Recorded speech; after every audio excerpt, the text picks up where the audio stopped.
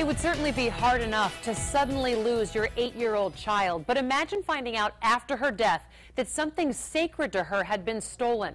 That's reality for the family that you're about to meet, who is fighting the battle of their life to keep your loved one from being the next victim.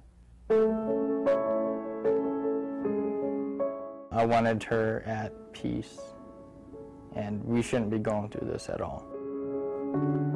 James Delgado is trying to remember the good times he had with his daughter, Emily, before she got sick. She was a princess. She loved to dress up. She had her Hannah Montana wig. When Emily wasn't singing and dancing around the house, James knew something wasn't right. It took doctors a few months to discover Emily had an inoperable brain tumor. James says doctors gave her 6 weeks to live when she was diagnosed. That was about 4 years ago.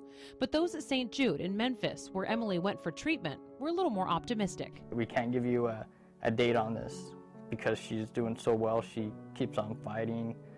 She has courage and she wants to see this through. And Emily did, until she lost that fight on March 2nd, 2011, at the age of 8.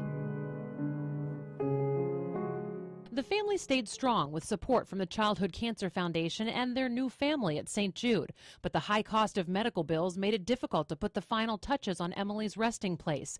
So the family thought they'd just wait until this year when they got their tax return. The money that we were going to get back was going to pay for her headstone this year to pay it off. Still reeling from his daughter's death, James went to a tax preparer to file when he received more devastating news. It says your daughter's social's been taken.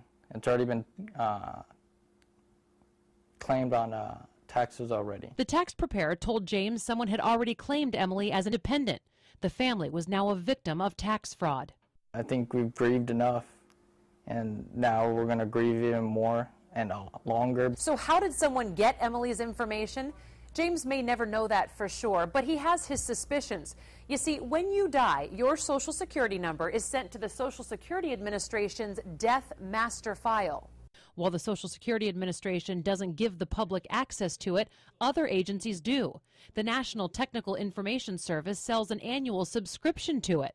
It's a security risk that Florida Senator Bill Nelson says needs to be stopped. The Commissioner of Social Security told me that he cannot administratively stop putting up dead people's Social Security numbers immediately. Nelson testified on this very issue at a Senate Finance Committee in March.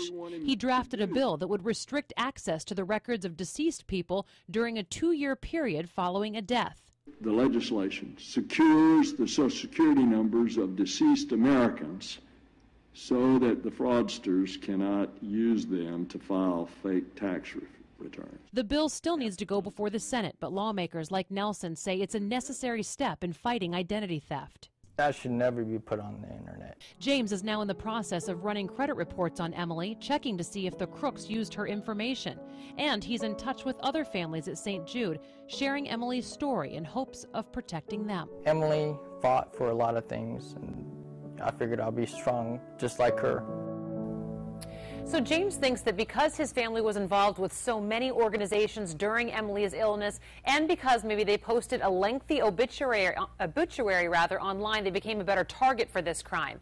As for that tax return, the family says it is on hold until the investigation is complete.